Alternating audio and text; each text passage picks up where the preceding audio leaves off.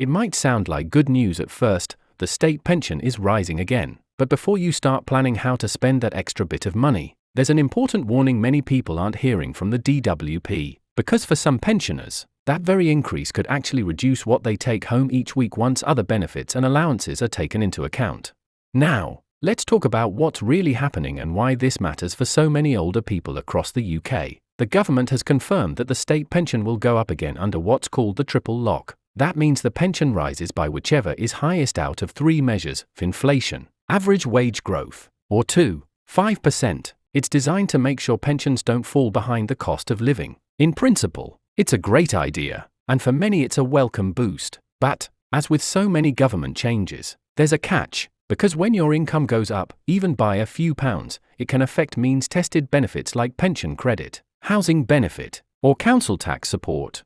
If you're wondering what means-tested actually means, it's simply when the DWP checks how much income and savings you have before deciding whether you qualify for extra support. So, for example, if your state pension rises, your total income rises too, and that could push you just over the threshold for some of these benefits. That might mean losing a part of your pension credit, or no longer qualifying for certain cost of living payments, free TV licenses, or help with energy bills. For some, the rise might be only a few pounds extra in the pension but could result in losing a much larger benefit elsewhere, which hardly feels fair, does it? Let's look at an example. Imagine you're receiving the full new state pension, which is now just over £220 a week. If you also receive a small top-up from pension credit to bring your income to a guaranteed minimum level, even a small rise in the pension itself could reduce that top-up. Pension credit is designed to help those on lower incomes, but it takes your total income into account. So, if your state pension goes up, your pension credit might go down by a similar amount. In some cases, people end up no better off at all. And for those whose income nudges just above the pension credit threshold, they could lose eligibility altogether, which can have knock-on effects, like losing automatic entitlement to things like free NHS dental treatment or help with rent.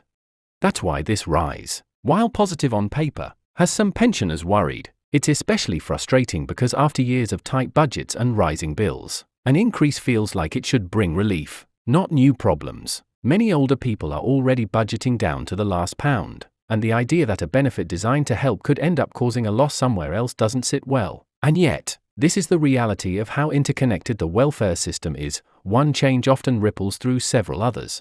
The DWP insists that the triple lock is a cornerstone of fairness, keeping the pension in line with living costs. But fairness looks different depending on your situation. For someone living entirely on their state pension, that extra bit might help with food, heating, or travel. For another person who depends on means-tested benefits, it might simply mean more paperwork, confusion, and frustration. It's worth remembering too that not everyone claims what they're entitled to. Many older people, especially those who've always been independent, don't realize they could get pension credit or assume they wouldn't qualify. The DWP has been urging more people to check their eligibility, and it really is worth it. Even a small pension credit award can open doors to other forms of help. So, what should you do if you're affected? First, it's important not to panic. Most people will still see a benefit from the increase, but it's wise to check how it interacts with any other payments you receive. If you get pension credit, housing benefit, or council tax support, contact your local council or the pension service and ask how the new pension rate could impact your entitlements. They can help you review your income and make sure you're not missing out. It's also worth checking if you're eligible for other benefits or discounts. Sometimes, even if you lose one form of support, you may qualify for another. There's another point worth mentioning. The DWP has been tightening its systems to ensure benefit payments match up with current income levels. That means if your pension rises but you don't report it promptly, you could be overpaid, and they'll likely ask for that money back later. So it's always best to keep everything up to date. It's not about being penalized, it's about avoiding unpleasant surprises down the line. Still, many pensioners say they feel caught between a rock and a hard place. Inflation has eaten into savings, private pensions haven't stretched as far as expected, and for some, even the basics like energy and food feel out of reach. So when the government announces a rise in the state pension, it's understandable that people expect to feel the benefit directly. The problem is, the system isn't always simple. When one hand gives, the other can quietly take away.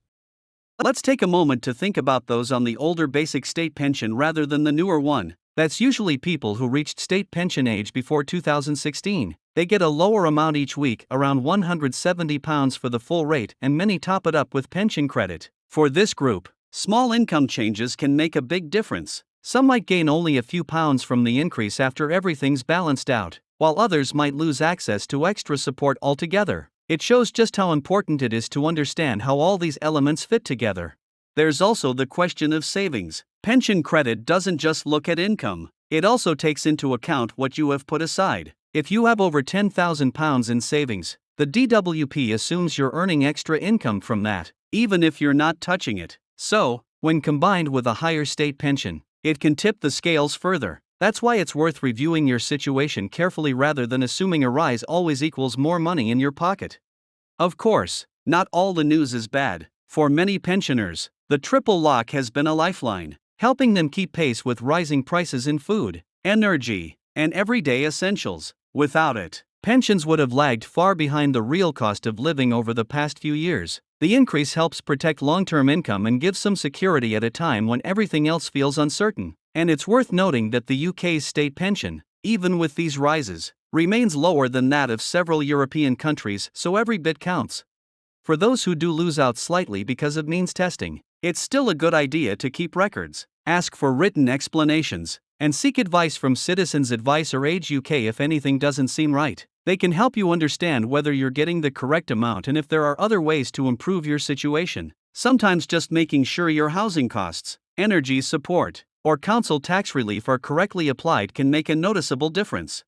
If you're listening to this and thinking, this is all too confusing, you're certainly not alone. The system isn't simple, and the rules can change year to year. The best thing you can do is stay informed and keep checking your entitlement. The DWP usually updates their online calculators, and you can use those to get an estimate of what you should be receiving. It's not perfect, but it's a good starting point. And while today's update may sound worrying, it's also a reminder that information is power. Knowing what's changing and how it could affect you means you can plan ahead rather than be caught out. Many people have found that after a careful review, their total income stayed roughly the same or even improved slightly, but awareness makes all the difference.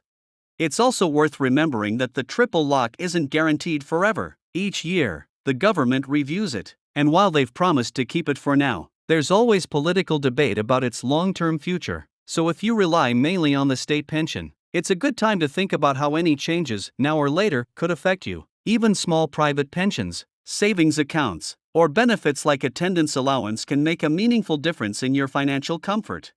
What do you make of all this? Have you noticed any changes in your payments since the latest rise? Or found that other benefits were reduced as a result? It's always interesting and often reassuring to hear from others in similar situations. Sometimes what seems confusing becomes clearer when shared. Whatever your circumstances, know that you're not alone in navigating this. The system can be frustrating, but there are people and organizations ready to help. The most important step is to stay proactive, check your benefit letters, review your bank statements, and keep an eye on official DWP updates. The government doesn't always explain these things clearly, so it's wise to stay one step ahead. So, as this latest pension increase comes into effect, remember this: while it's meant to help, it may bring small adjustments elsewhere. Keep calm, stay informed, and don't be afraid to ask questions. Every little bit of awareness can make a real difference in making sure you get what you're entitled to, no more, and no less.